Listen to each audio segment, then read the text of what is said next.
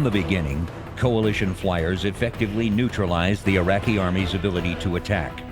Airstrikes on electrical and oil refining facilities reduced the flow of power by 85% and crippled Iraq's ability to resupply its army.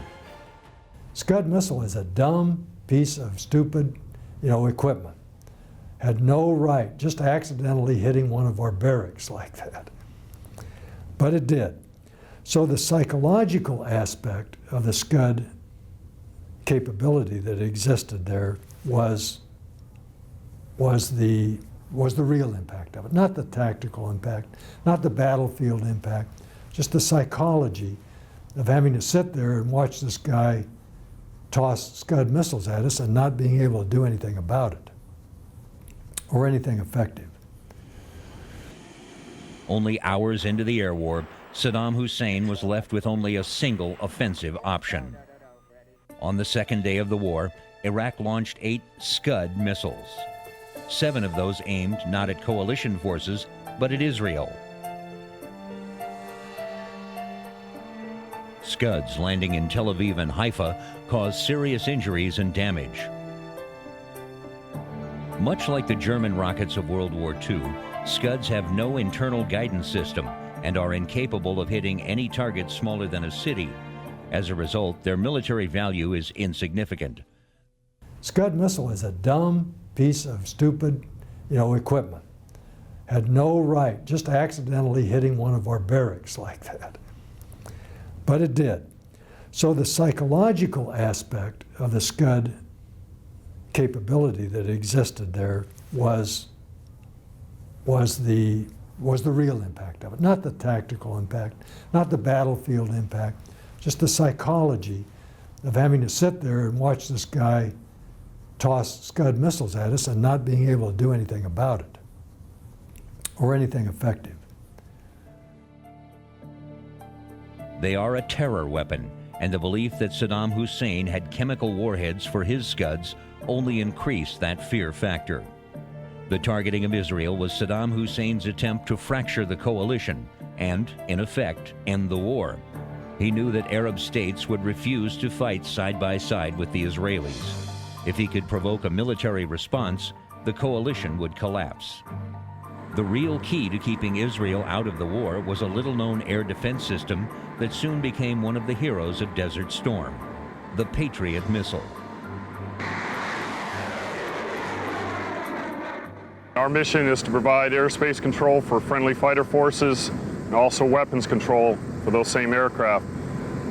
We have the mission of intercepting any hostile targets, aircraft that are coming over the border.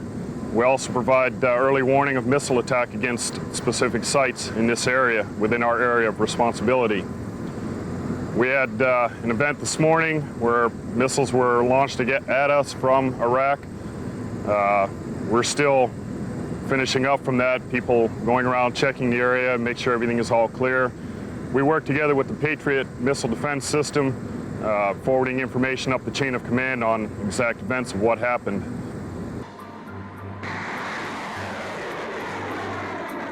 However, the Patriot's effectiveness as a Scud buster has been wildly exaggerated. Patriots missed incoming Scuds more often than they hit them. Even a direct hit by a Patriot usually failed to destroy the incoming warhead. Instead, the Patriot merely broke the Scuds up. Saddam's missiles, inaccurate to begin with, were simply blown off their already erratic course to land in a different part of the target city. The coalition, issuing press releases with glowing reports of the Patriot's accuracy, knew this. But the Patriot hype served its purpose. The Scud was a terror weapon, and what was needed to counter it was an anti-terror weapon. The Patriot was a remarkably effective propaganda tool. It kept Israel out of the war. General Chuck Horner later described the strategy openly, saying, "Who cares if they ever really intercepted a Scud?"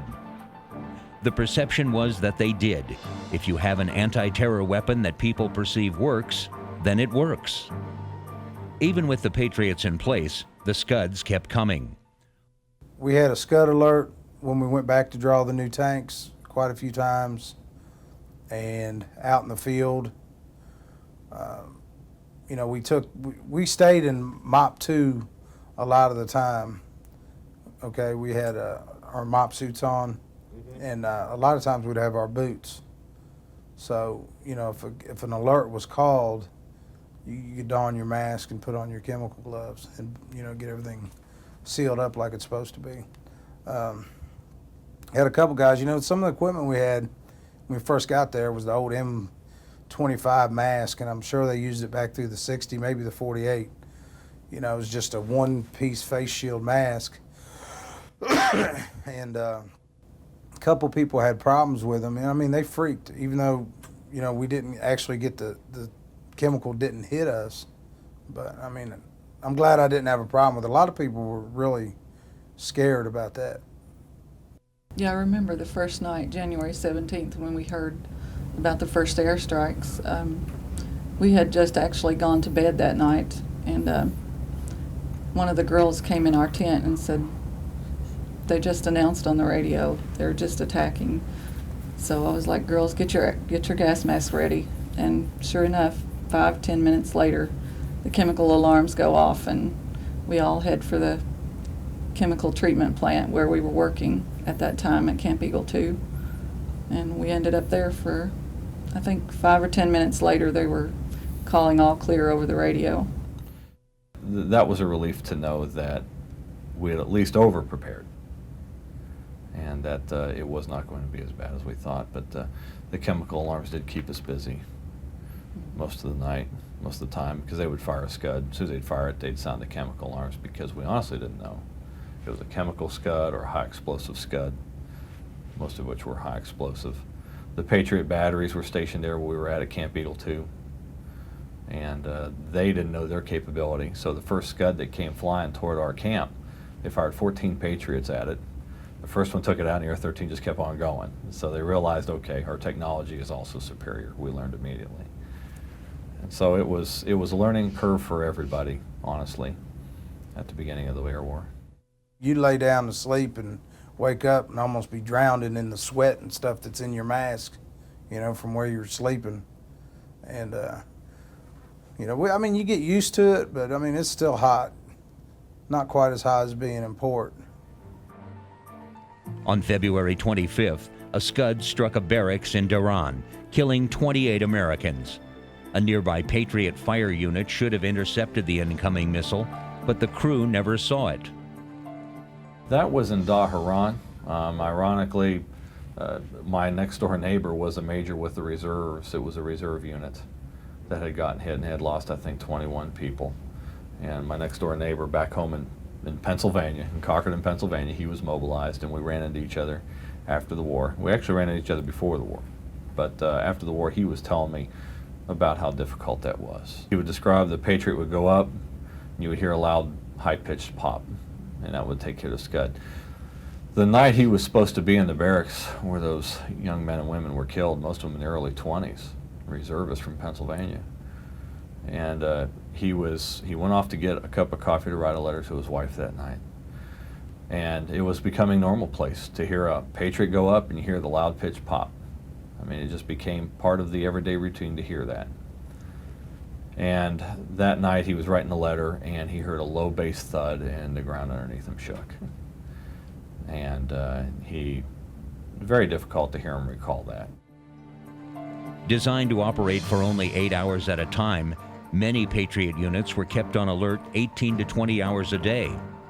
Weakened batteries had caused the tracking software to malfunction, allowing the Scud to slip through and land intact. Israel pressed the coalition for a more reliable fix. Schwarzkopf ordered what became known as the Great Scud Hunt. This search for mobile Scud launchers occupied hundreds of coalition aircraft. It was a disaster for us. We took an awful lot of sorties, and some of our best high-quality sorties. A lot of F-15E sorties, which is the two-place version, the ground attack version of the F-15. Probably our most capable weapon system. And we took them off of every other thing they might be involved in and committed them to try to hunt down Scuds and kill them before they could be fired at Saudi Arabia and Israel. But mostly because the psychological impact that had in Israel gave us fits. We didn't want the Israelis getting in this. It would have unraveled the coalition had they done so.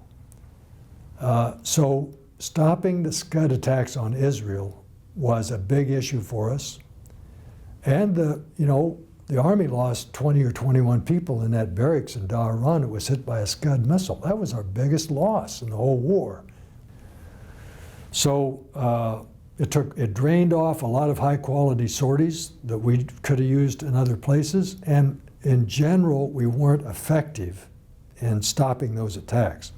Now if you plot those attacks, in a Excel spreadsheet, you'll see they peaked early and went down. So in general, we chopped the frequency of it, and towards the end they were having to fire out of Baghdad, which took Israel they couldn't get to Israel out of Baghdad. They had to drive out into the desert towards Israel to have the range to get to Tel Aviv. So we helped, but it was kind of frustrating for me that we couldn't really hermetically just strangle that and put an end to it. We did not. It's one of the reasons why I think missile defense is very important for this country, by the way.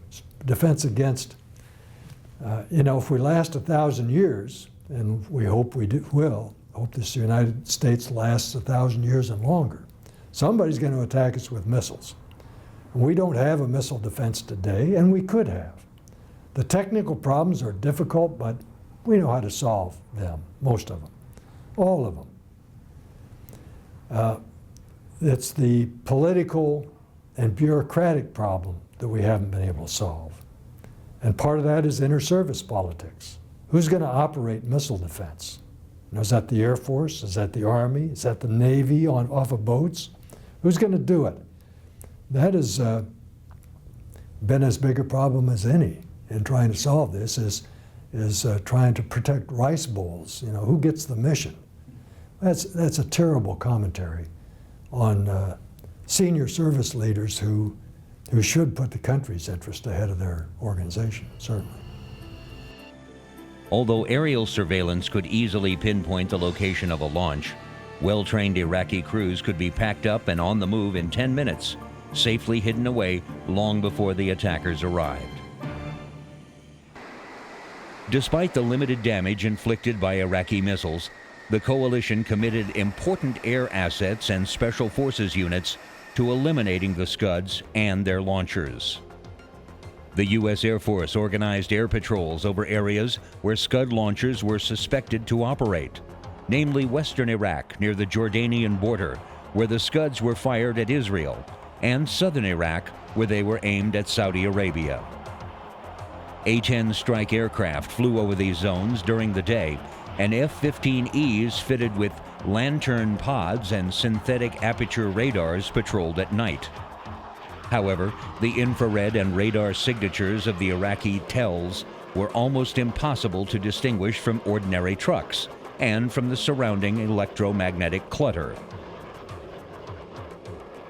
While patrolling, strike aircraft managed to sight their targets on 42 occasions, but they were only able to acquire them long enough to release their ordnance 3 times. In addition, the Iraqi missile units dispersed their Scud TELs and hid them in culverts, wadis, or under highway bridges. They also practiced shoot and scoot tactics, withdrawing the launcher to a hidden location immediately after it had fired, while the launch sequence that usually took 90 minutes was reduced to half an hour. This enabled them to preserve their forces, despite optimistic claims by the coalition. A post-war Pentagon study concluded that relatively few launchers had been destroyed by coalition aircraft. Ground-based special forces from the United Kingdom were sent to scout for launchers behind enemy lines, in some cases attacking them directly with Milan man-portable missiles. A patrol that used the call sign Bravo 220 was captured by the Iraqis. The mobility of Scud TELs allowed for a choice of firing positions and increased the survivability of the weapon system to such an extent that of the approximately 100 launchers claimed destroyed by coalition pilots and special forces in the Gulf War, not a single destruction could be confirmed afterwards. After the war, UNSCOM investigations showed that Iraq still had 12 MAZ-543 vehicles, as well as 7 Al-Walid and Al-Nidal launchers, and 62 complete Al-Hussein missiles. The missiles, and Saddam's ability to make them, remained virtually intact.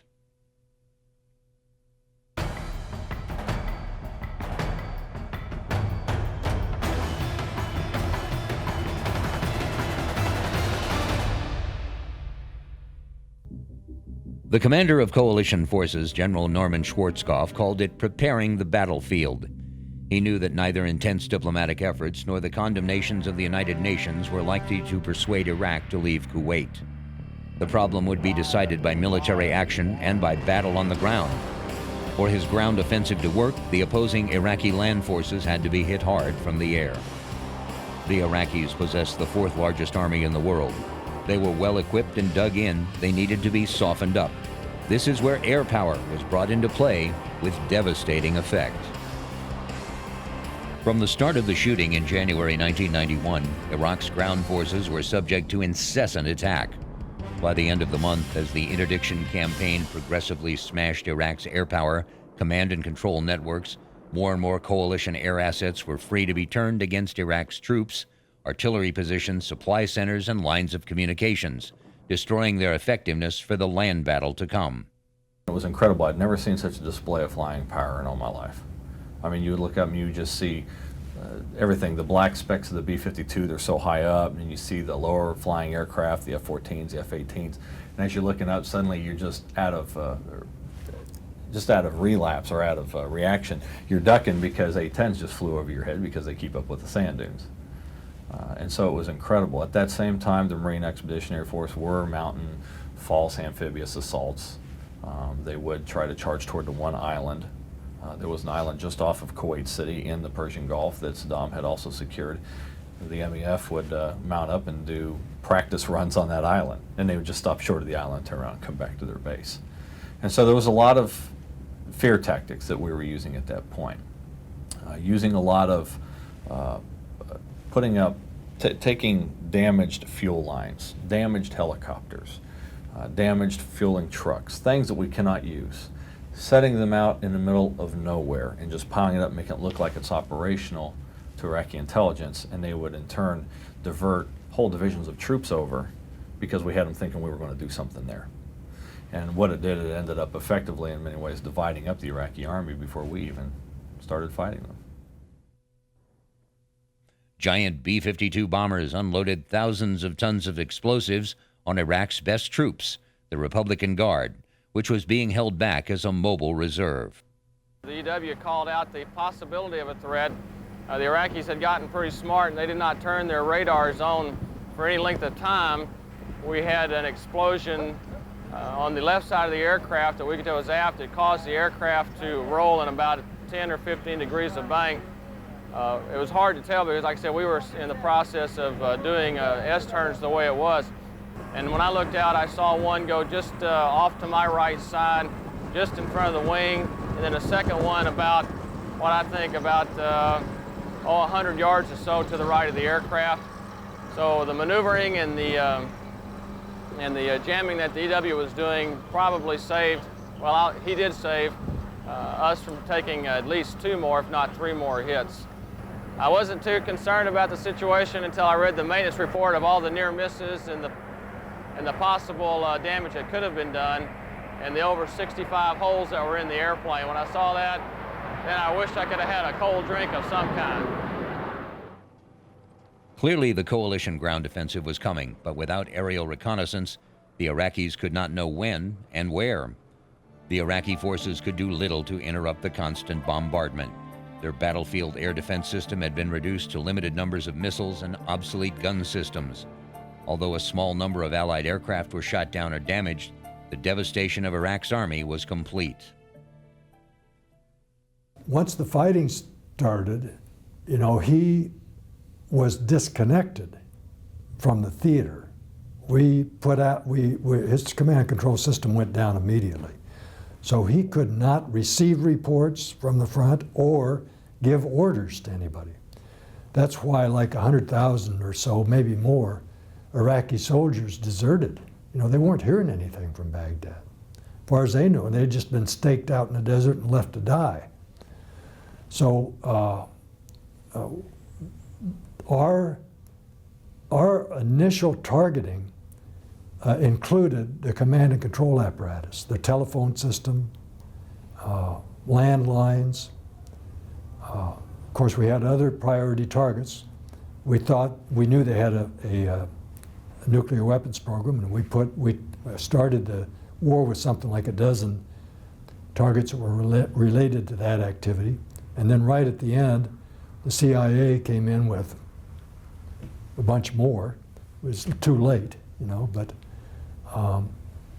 so we had their command and control system, their weapons of mass destruction programs.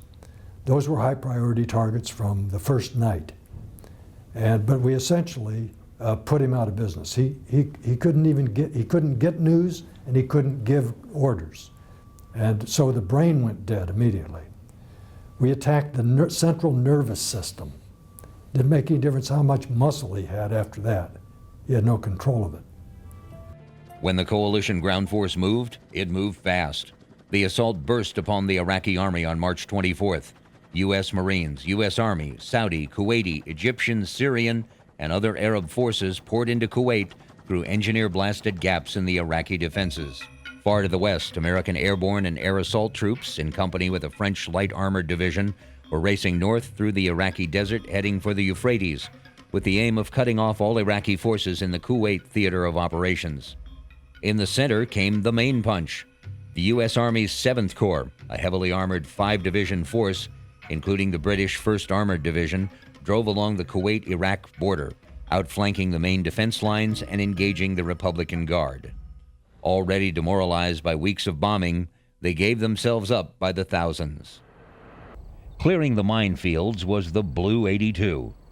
The Blue 82 was originally designed to clear helicopter landing zones and artillery emplacements in Vietnam. South Vietnamese VNAF aircraft dropped Blue 82 bombs on NVA positions in desperation to support ARVN troops in the Battle of Xuan Loc in the last days of the Vietnam War. 11 Blue 82Bs were palletized and dropped in 5 night missions during the Gulf War, all from Special Operations MC-130 combat Talons. The initial drop tested the ability of the bomb to clear or breach minefields. However, no reliable assessments of mine-clearing effectiveness are publicly available. Later, bombs were dropped as much for their psychological effect as for their anti-personnel effects. The U.S. Air Force would later drop several Blue 82s during the campaign to destroy Taliban and al-Qaeda bases in Afghanistan, to attack and demoralize personnel, and to destroy underground and cave complexes. American forces began using the bomb in November 2001 and again a month later during the Battle of Tora Bora. On July 15, 2008, airmen from the Duke Field 711th Special Operations Squadron, 919th Special Operations Wing, dropped the last operational Blue 82 at the Utah Test and Training Range. Fixed-wing close air support was provided in the main by Air Force F-16s, A-10s, and Marine Corps AV-8Bs. The A-10's huge gun and powerful weapon load ripped through Iraqi artillery and armor with ease. 2 A-10s established a record at the end of the war by destroying 35 tanks in a day. Well, the basic mission of the A-10 is close air support. Currently, until the ground war starts underway, we're doing a lot of AI missions and OCA missions targeting Scuds as well as EW sites, and we're actually doing some SAM site targeting. It's back to the old stick and rudder flying. It's not an electric jet. It's got 2 hydraulic systems. The stick moves, the plane moves. You can feel it. You can feel the nuances in each jet. You still use the rudder in the plane when you're flying it, and it's more back to the old style flying. The final impetus to surrender came when the close support aircraft brought the battle to a close by annihilating the massive Iraqi column fleeing from Kuwait along the Basra Road, which became known as the Highway of Death.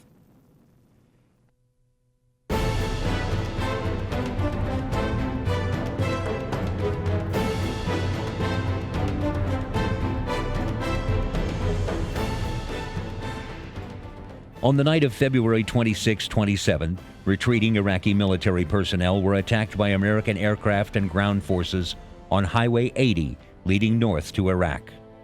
The scenes of devastation on the road are some of the most recognizable images of the war. Spotting the massive Iraqi columns, U.S. Marine aircraft blocked the road in front of the retreating troops with anti-tank mines, and then bombed the rear of the massive vehicle column of mostly Iraqi regular army forces. This effectively boxed in the Iraqi forces, creating an enormous traffic jam and leaving the Iraqi troops as sitting targets for follow-up airstrikes. Over the next 10 hours, scores of Marine, Navy, and Air Force pilots attacked the convoy using a variety of ordnance. Some survivors of the air attacks were later engaged by arriving coalition ground units, while the vehicles that managed to evade the traffic jam and continued to drive on the road north were often targeted individually. One portion of the road, at the bottleneck, had been reduced to a long, uninterrupted line of more than 300 stuck and abandoned vehicles. The wreckage found on the highway consisted of military vehicles and many more commandeered civilian vehicles, such as cars and buses. Many of these vehicles were filled with stolen Kuwaiti property. It was horrific. You see mangled bodies and, burnt, charred remains, and it's pretty. When you're 19, you're not afraid of death. Well, that will make you afraid of death when you see the really ugly side. The guy that's been cooked alive, and the A-10s had come in and hit this one column that we ran across, and they had just ripped it apart. You see the awesome destructive capability that we wield, and how it can just mangle and destroy flesh. And you'd see these packs of dogs running around that were obviously eating corpses. You see, I remember it like it was yesterday. We saw one dog that was running with a hand in its mouth like that. So us being more or less a gang of rednecks, of course, we kill the dogs. Because once they get the taste of flesh, they'll want nothing more. But it was absolutely very humbling to see how small that you really are in the universal scope of things, when you see how you can just be ripped apart like that, for nothing. And you see these people and you're like, half of these guys were conscripts that were just trying to get back home. They just didn't, they were forced kind of into this situation. When you look back on it, you understand that they were pretty much just gathered up and thrown into this situation. And their officers left them. Some of them were chained inside their tanks so they couldn't run. There's a lot of horrible things going on. A lot of bodies. A lot of just stinking, rotten bodies and blown up equipment. The death toll from the attack is unknown and still remains a controversial issue. Some independent estimates go as high as 10,000 or even tens of thousands of casualties, but this is highly unlikely. According to a 2003 study by the Project on Defense Alternatives Research, there were probably about 7,500 to 10,000 people who rode in the cut-off main caravan to begin with. But once the bombing started, most of them are believed to have simply left their vehicles in panic and escaped through the desert or into the nearby swamps. 450 to 500 of them were taken prisoner. The actual figure was probably a minimum toll of at least 500 to 600 dead, which seems to be more plausible.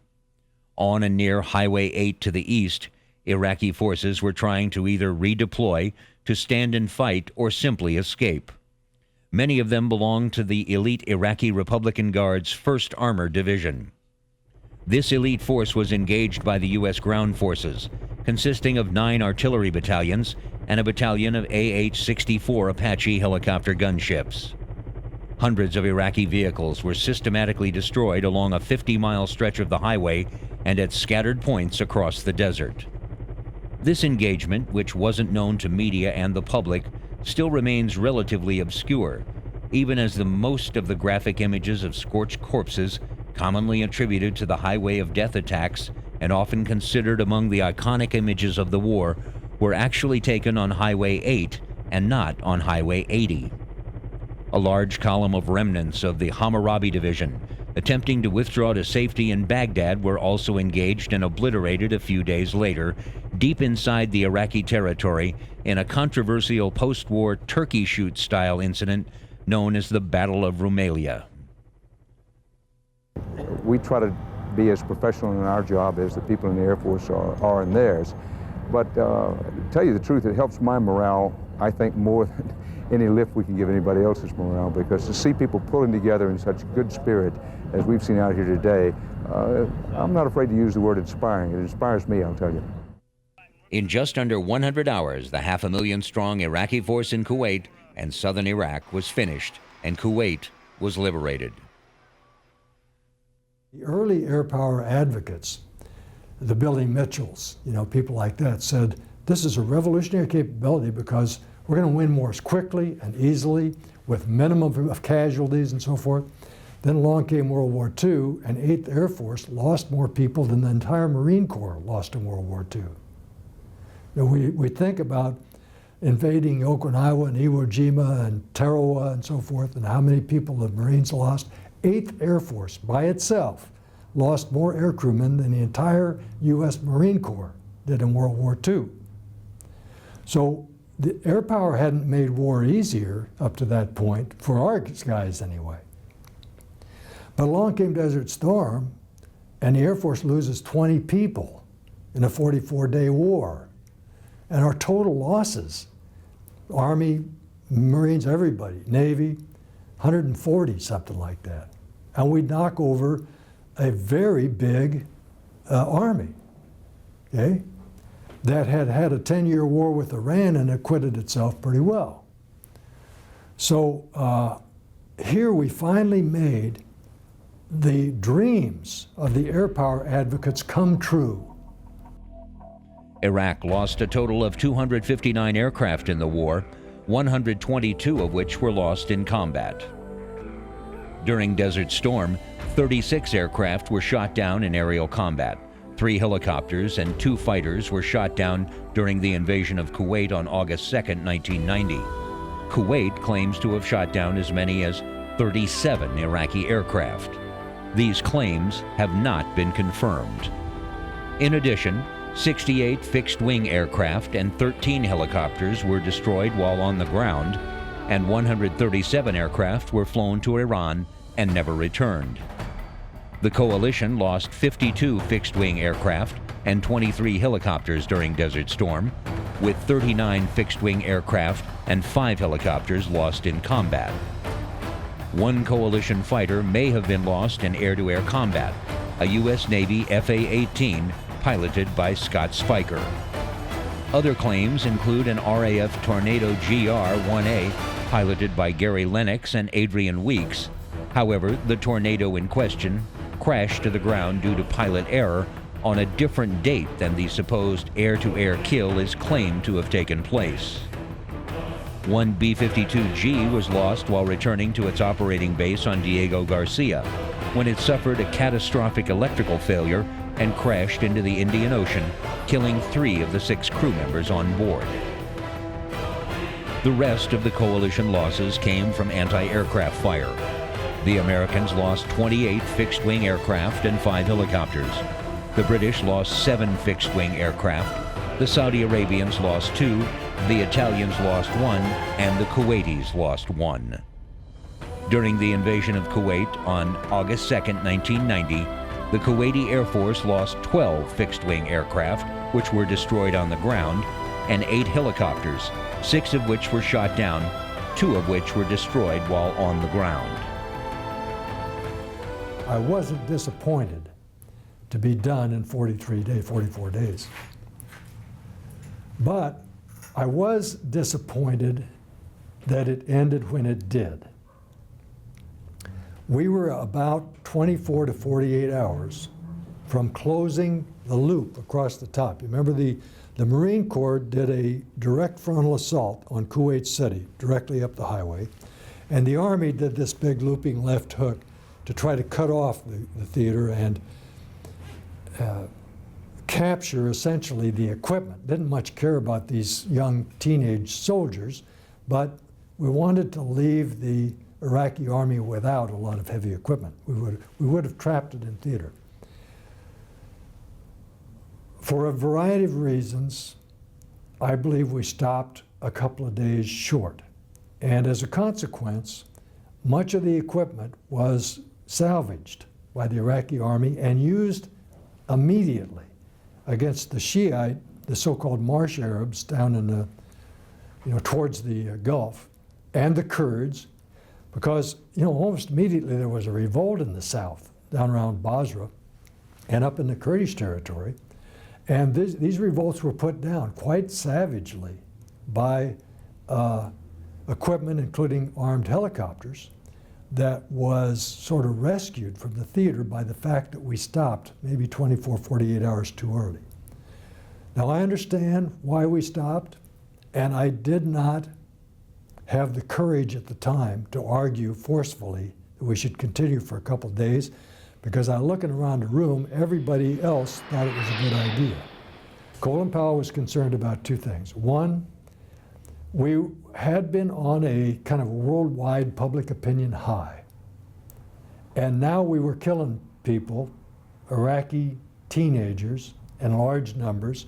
We had scenes like the Highway of Death leading north out of Kuwait City, and our public affairs image was beginning to turn brown, at the edges.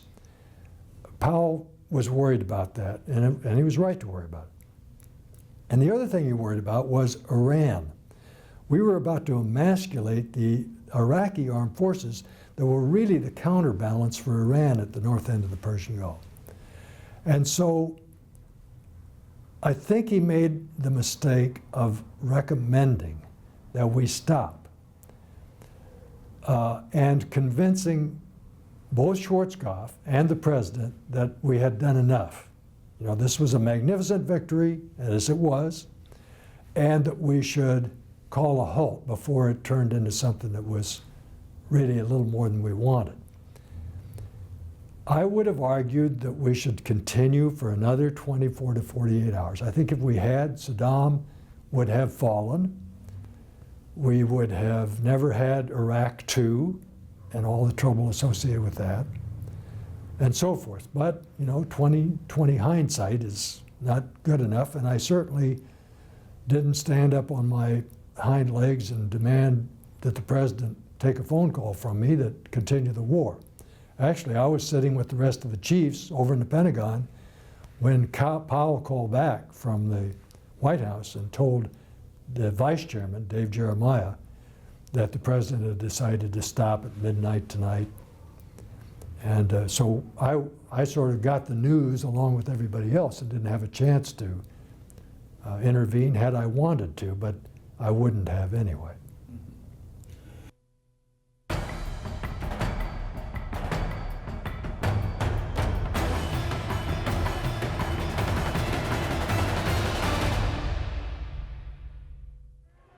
When Operation Desert Storm ended in 1991, the safety of Kurds who were fleeing from Iraqi persecution from the south became an issue, and Operation Provide Comfort began. This operation essentially created a northern no-fly zone to Iraqi military aircraft. The operation provided the Kurdish population with humanitarian aid and reassurance of safe skies. However, this was marred by a friendly fire incident on April 14, 1994, when two United States Air Force F-15 Eagle fighters mistakenly shot down two U.S. Army Black Hawk helicopters, killing 26 personnel. Operation Provide Comfort officially ended on the 31st of December, 1996. Following Operation Provide Comfort, the United States continued to watch over the northern skies with the launching of Operation Northern Watch on January 1, 1997. Operation Northern Watch continued to provide air security to the Kurdish population in the north. By 1999, the Department of Defense had flown over 200,000 sorties over Iraq. American and British aircraft continuously maintained the integrity of the no-fly zone, receiving anti-aircraft fire from Iraqi forces almost daily. The operation ran until its conclusion on May 1, 2003. In the south, Operation Southern Watch was underway to watch over the persecuted Shiite populations. This operation was launched on August 27, 1992, with the mission of preventing further inhumane acts against civilian populations. Iraq challenged the no-fly zone beginning in December 1992, when a U.S. F-16 shot down a MiG which had locked onto it in the southern no-fly zone. The next month, Allied planes attacked Iraqi SAM sites in the south and bombed a suspected nuclear facility. Baghdad eventually halted firing on patrolling Allied aircraft after August 1993.